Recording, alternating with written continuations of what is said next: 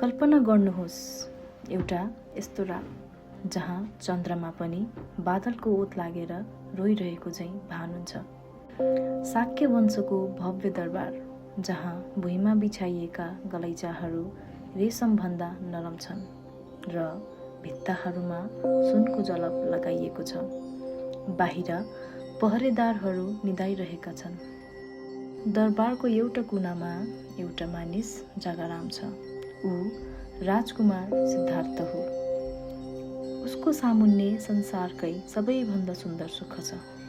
निदाइरहेकी सुन्दरी पत्नी यशोधरा र भर्खरै जन्मिएको रातो गाला भएको छोरा राहुल। तर सिद्धार्थको मनमा एउटा महायुद्ध चलिरहेको छ। सिद्धार्थको अनुहारमा पसिना र द्वन्द्व देखिन्छ। उनी आफ्नो छोराको गाला छुन खोज्छन्, तर हात फिर्ता तान्दै सोध्छन्, यदि म आज रोकिए भने म यो बालकलाई एउटा राज्य त दिउँला, तर के म यसलाई मृत्यु र रोगबाट बचाउन सक्छु? के यो महलका अग्ला पर्खालहरूले बाहिरको रोदन र चित्कारलाई सधैँका लागि थुन्न सक्छन्? अचानक एउटा चिसो हावाको झोकाले उनलाई झस्काउँछ।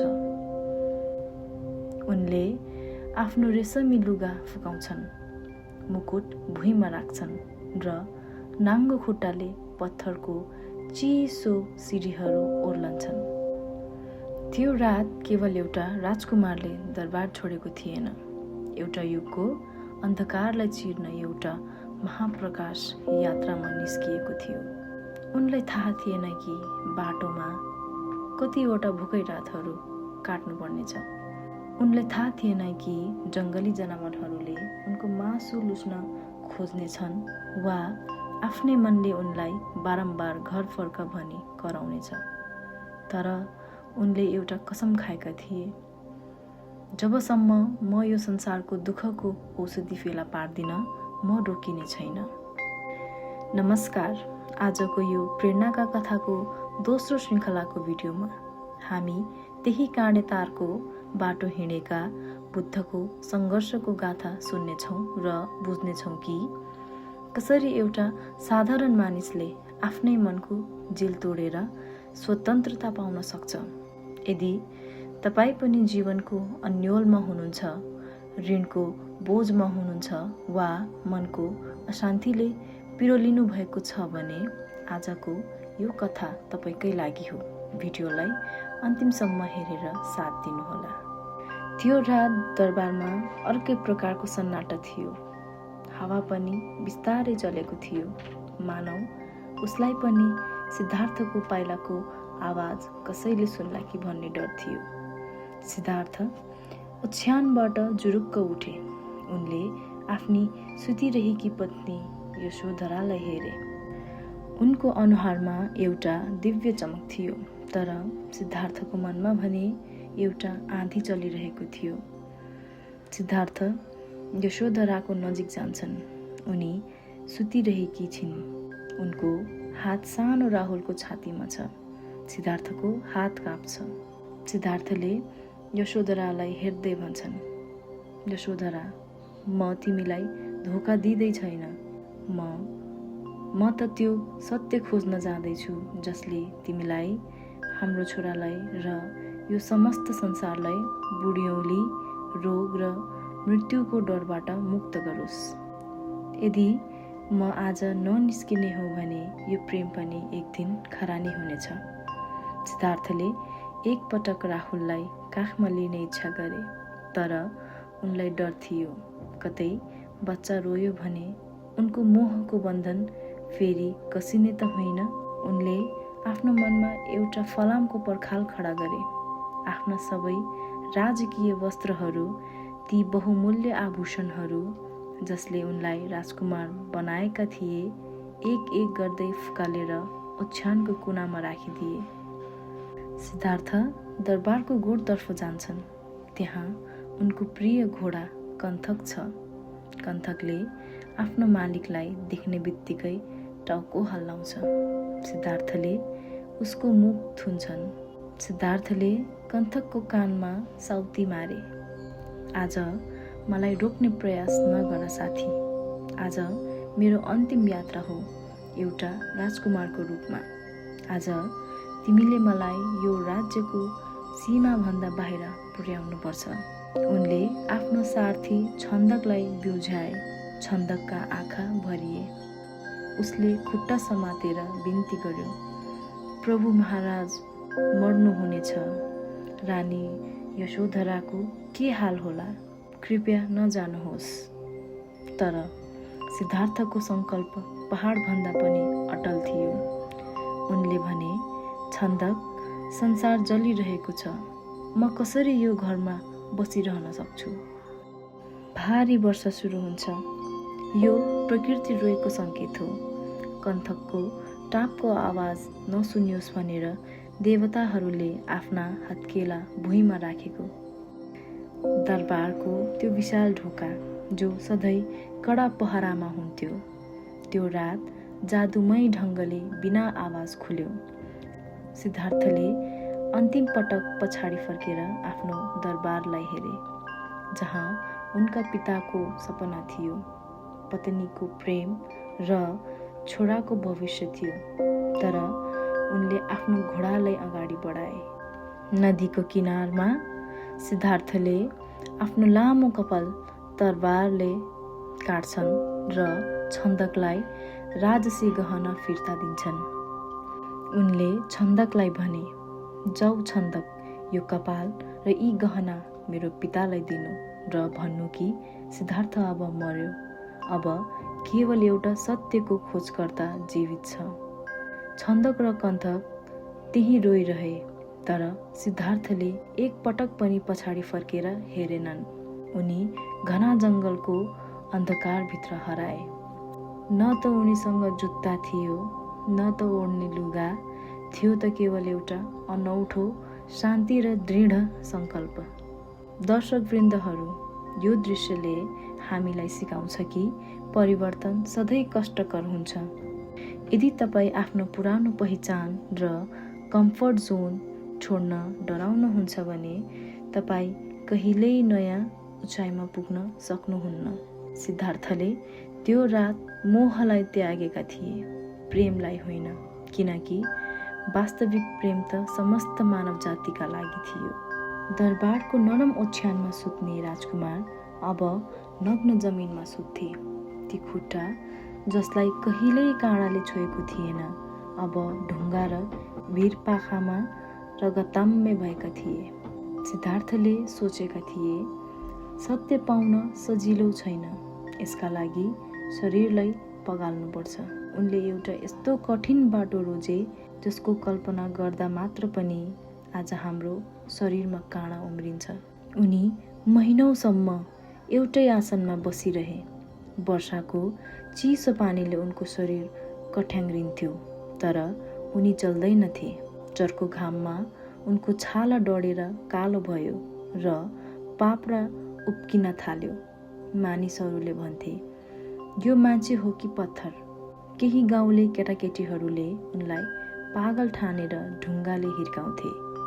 उनको कानमा सिन्का घुसारी दिन्थे, तर सिद्धार्थको अनुहारमा कुनै क्रोध थिएन, केवल एउटा असीम शून्य थियो। बिस्तारै उनले खान त्यागिदिए। दिनको एउटा गेडा जुनेलु वा एउटा तिलको दाना। उनको पेट ढाडमा टाँसियो।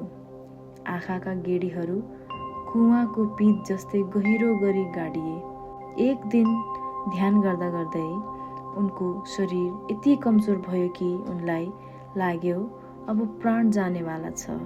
उनले नदीमा नुहाउन खोज्दा हात खुट्टा चल्न छोडे। उनी पानीमा डुब्न लागेका थिए, तर एउटा रुखको झुकेको हाँगाले उनलाई जीवनदान दियो। सिद्धार्थलाई बोध भयो। उनले महसुस गरे, मैले शरीरलाई त सुकाए, तर मन अझै अशान्त छ। यदि शरीर नै बाँकी रहेन भने ज्ञानको प्रकाश कहाँ बोल्नेछ? त्यही बेला सुजाता नामकी एउटा सामान्य गाउँकी महिला त्यहाँ आइन्। उनले सिद्धार्थको नाजुक अवस्था देखेर दयाले कचौरामा दुध र चामलको खीर अर्पण गरिन्। सिद्धार्थले त्यो खीर खाए, तर विडम्बना, उनका ती 5 जना साथीहरू जसले उनीसँगै तपस्या गरिरहेका थिए, उनीहरूले सिद्धार्थलाई भ्रष्ट भएको आरोप लगाए। उनीहरूले भने सिद्धार्थले हार मान्यो, यो विलासी भयो, र उनीहरूले सिद्धार्थलाई एक्लै छोडेर गए। सिद्धार्थको मनमा कुरा खेल्छ, संसारले मलाई त्यागोस्, साथीहरूले साथ छोडुन्, तर म सत्यलाई त्याग्ने छैन। अब म न त भोगमा डुब्नेछु न त रोगमा, म मध्यम मार्ग हिँड्नेछु। आजको संसारमा हामी पनि कहिलेकाहीँ समस्या समाधान गर्न अति गर्छौँ। कोही पैसाको पछाडि अन्धो भएर दौडिन्छ त कोही सबै थोक छोडेर निराशामा डुब्छन्। बुद्धको यो कठिन साधनाले सिकाउँछ कि कष्ट मात्र सफलताको बाटो होइन, सही दिशा र सन्तुलन नै सफलताको कुञ्जी हो। यदि तपाईँ गरिबीमा हुनुहुन्छ भने शरीरलाई पगालेर होइन, बुद्ध जस्तै शान्त भएर मध्यम मार्ग खोज्नुहोस्। याद राख्नुहोस्, तपाईँको सबैभन्दा ठुलो शत्रु तपाईँको भोग वा गरिबी होइन, तपाईँभित्रको डर र अज्ञानता हो। खीर खाएर शरीरमा नयाँ ऊर्जा आएपछि सिद्धार्थको अनुहारमा एउटा अलौकिक दृढता देखियो। उनले निरञ्जना नदीको जलले आचमन गरे र बोधि वृक्षको फेदमा कुशको आसन ओछ्याएर पूर्वतर्फ फर्किएर बसे। त्यो क्षण एउटा भयानक सङ्कल्पको क्षण थियो। सिद्धार्थले सङ्कल्प गर्छन्, यही आसनमा मेरो शरीर सुकेर जाओस्, छाला, हड्डी र मासु नष्ट होस्, तर बोध प्राप्त नगरी म यो आसनबाट उठ्ने छैन। सिद्धार्थको यो कठोर सङ्कल्पले ब्रह्माण्ड नै थर्कियो। भनिन्छ, जब कुनै मानिसले सत्यको ढोका ढकढकाउँछ तब उसको भित्र लुकेका विकारहरूले अन्तिम युद्ध लड्न थाल्छन्। बुद्धको जीवनीमा यसलाई मारको आक्रमण भनिन्छ। मार भनेको कोही बाहिरी राक्षस होइन, यो हाम्रै मनको काम, क्रोध, लोभ र मोहको प्रतिरूप हो। आकाशमा कालो बादल मडारिन्छ, सिद्धार्थको वरिपरि कामुक सुन्दरीहरू नाच्छन्। त्यसपछि भयानक राक्षसहरूले आगो र ढुङ्गा बर्साउँछन्। मारले सिद्धार्थलाई लोभ्याउन आफ्ना छोरीहरू पठायो। उसले भन्यो, सिद्धार्थ, फर्क दरबारमा, तिम्री पत्नी रोइरहेकी छिन्, तिम्रो राज्य खोसिएको छ। तर सिद्धार्थ हिमाल जस्तै अडिग रहे। जब लोभले काम गरेन तब मारले डरको सहारा लियो। भयानक आँधी चल्यो, बिजुली चम्कियो, तर सिद्धार्थको ध्यानको कवचलाई कसैले तोड्न सकेन। सिद्धार्थले मुस्कुराउँदै धरतीलाई स्पर्श गरे र भने, हे धरती माता, तिमी साँच्ची छौ। मैले यो सत्य कसैले हराउन होइन, सबैको दुःख मेटाउन खोजेको हो। अचानक सबै राक्षसहरू गायब हुन्छन्। रातको अन्तिम प्रहर सुरु हुन्छ। एउटा चम्किलो तारा आकाशमा देखिन्छ। सिद्धार्थको निधारबाट एउटा सुनौलो प्रकाशपुञ्ज निस्कन्छ। वैशाख पूर्णिमाको त्यो रात, जब संसार सुतिरहेको थियो, सिद्धार्थ बिउझिए। उनले देखे, दुःखको कारण त म र मेरो भन्ने भ्रम मात्र रहेछ। उनले बुझे कि जीवन एउटा नदी हो जहाँ केही पनि स्थायी छैन, न त दुःख स्थायी छ न त गरिबी। मैले घर बनाउने तृष्णालाई फेला पारे। अब यो शरीरको घर फेरि बन्ने छैन। मेरा सबै भ्रमका कडीहरू भाँचिएका छन्। म बुद्ध भए। सिद्धार्थ अब सिद्धार्थ रहेनन्, उनी बुद्ध अर्थात् बिउजिएको मानिस भए। उनको अनुहारबाट निस्किएको शान्तिले वरिपरिका हिंस्रक जनावरहरू पनि शान्त भए। उनले पत्ता लगाएको मध्यम मार्ग नै आजको संसारको एकमात्र औषधि हो। तपाईलाई लाग्छ होला म त गरिब छु, म कसरी बुद्ध हुन सक्छु? बुद्ध भन्नुहुन्छ तपाईको खल्ती खाली हुनु गरिबी होइन, तपाईको मन अतृप्त हुनु वास्तविक गरिबी हो। बुद्धले सिकाउनु भयो कि समस्या बाहिर छैन। यदि तपाईँ ऋणमा हुनुहुन्छ, दुःखमा हुनुहुन्छ भने सुरुमा आफ्नो मनलाई शान्त पार्नुहोस्। हडबडिएको मनले सधैँ गलत निर्णय लिन्छ।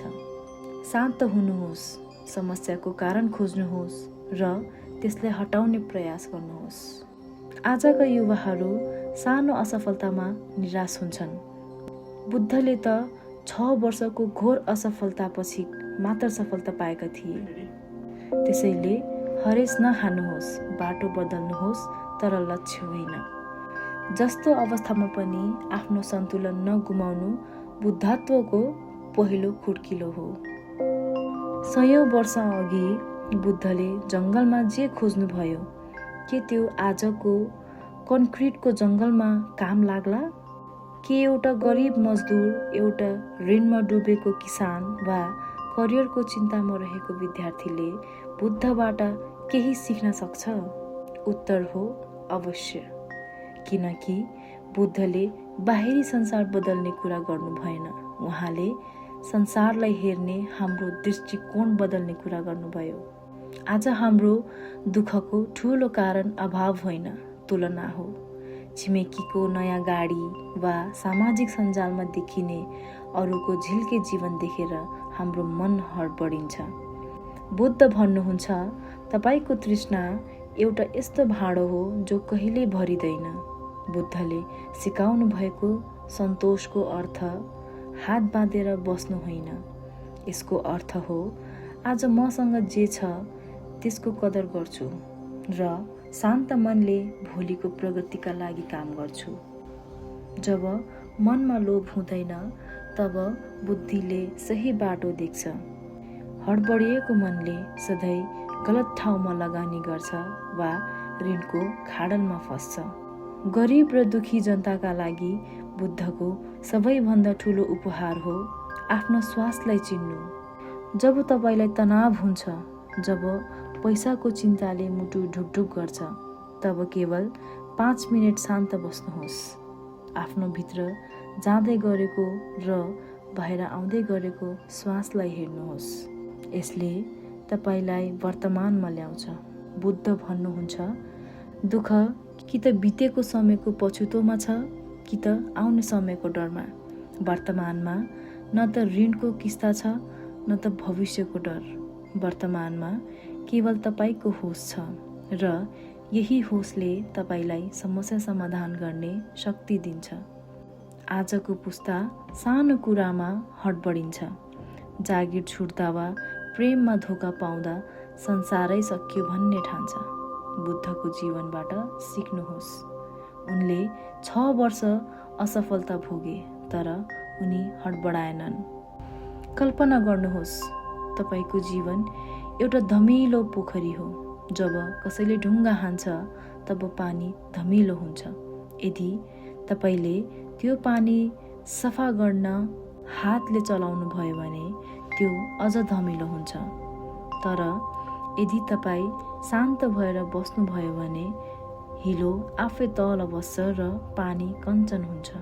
समस्या सुल्झाउने बुद्धको विधि यही हो। पहिले शान्त बन्नुस्, समाधान आफै प्रकट हुन्छ। बुद्धले भन्नुहुन्छ आफ्नो उद्धारकर्ता आफै बन्नुहोस्। कसैले आएर तपाईको गरिबी हटाइदिने होइन, कसैले तपाईलाई स्वर्ग लैजाने होइन। तपाईको मेहनत, तपाईको विवेक र तपाईको धैर्य नै तपाईको बुद्धत्व हो। गरिब हुनु पाप होइन, तर विचारमा दरिद्र हुनु ठूलो रोग हो। बुद्धको मार्गमा हिँड्ने मानिस कहिल्यै गरिब हुँदैन, किनकि उसँग शान्तिको यस्तो खजाना हुन्छ जुन संसारको कुनै पनि बैंकले खोज्न सक्दैन। हामी एउटा यस्तो युगमा बाँचिरहेका छौँ जहाँ सूचनाको पहाड छ तर ज्ञानको अनिकाल, जहाँ हातमा संसार छ तर मनमा अशान्ति। बुद्धले 100औं वर्ष अघि भन्नुभएका कुरा आजको डिजिटल पुस्ताका लागि अझ बढी सान्दर्भिक छ। बुद्ध भन्नुहुन्थ्यो, तपाईको विचार नै तपाईको संसार हो। तपाईँ जे सोच्नुहुन्छ त्यही बन्नुहुन्छ। आजको पुस्ता लाइक, सेयर र अरूको भ्यालिडेसनमा बाँचिरहेको छ। बुद्धको सन्देश छ, आफ्नो मूल्य आफै निर्धारण गर्नुहोस्। तुलनाको अन्त्य गर्नुहोस्। इन्स्टाग्रामको फिल्टर गरिएको जिन्दगी देखेर आफ्नो वास्तविक जिन्दगीलाई नधिक्कार्नुहोस्। बुद्धले दरबार छोड्नुको अर्थ थियो, बाहिरी चमक धमकमा सत्य छैन, धैर्यतामा शक्ति हुन्छ। आज हामीलाई इन्स्ट्यान्ट सफलता चाहिन्छ, तर याद राख्नुहोस्, सिद्धार्थबाट बुद्ध बन्न 6 वर्षको घोर अन्धकार चिर्नु परेको थियो। सफलता एउटा प्रक्रिया हो, घटना होइन। बुद्ध कुनै भगवान होइनन् जसले तपाईको समस्या जादुले समाधान गरिदिउन्। बुद्ध त एउटा बाटो हुन्, त्यो बाटो जसमा हिँडेर तपाईँ आफैले आफ्नो समस्या समाधान गर्न सक्नुहुन्छ। के तपाईँ एक्लो हुनुहुन्छ? नडराउनुहोस्, बुद्धले पनि एकान्तमै सत्य भेट्नुभयो। के तपाईँको मन अशान्त छ? नहडबडाउनुहोस्, बुद्धको मध्यम मार्ग तपाईँकै लागि हो। आजैबाट सङ्कल्प गर्नुहोस्, म थोरैमा पनि खुसी हुनेछु, म अरूलाई करुणा बाँड्नेछु र म हरेक 10 मिनेट भए पनि आफ्नो मनको मन्दिरमा शान्तसँग बस्नेछु। किनकि जब तपाईँ शान्त हुनुहुन्छ तब मात्र तपाईँ बुद्ध हुनुहुन्छ। आजको यस यात्रामा सहभागी हुनुभएकोमा धन्यवाद। आशा छ बुद्धको यो जीवनी र सन्देशले तपाईँको जीवनमा सानो भए पनि प्रकाश थप्नेछ। शान्त रहनुहोस्, सजग रहनुहोस्। यदि यो भिडियो मन परेमा लाइक, सेयर अनि सब्सक्राइब गर्न नभुल्नुहोला। प्रेरणाका कथाको अर्को श्रृङ्खलामा फेरि भेट्ने नै छौँ। त्यति बेलासम्मका लागि खुसी, सुखी रहनुहोला भन्दै बिदा हुन चाहे। हस्त धन्यवाद।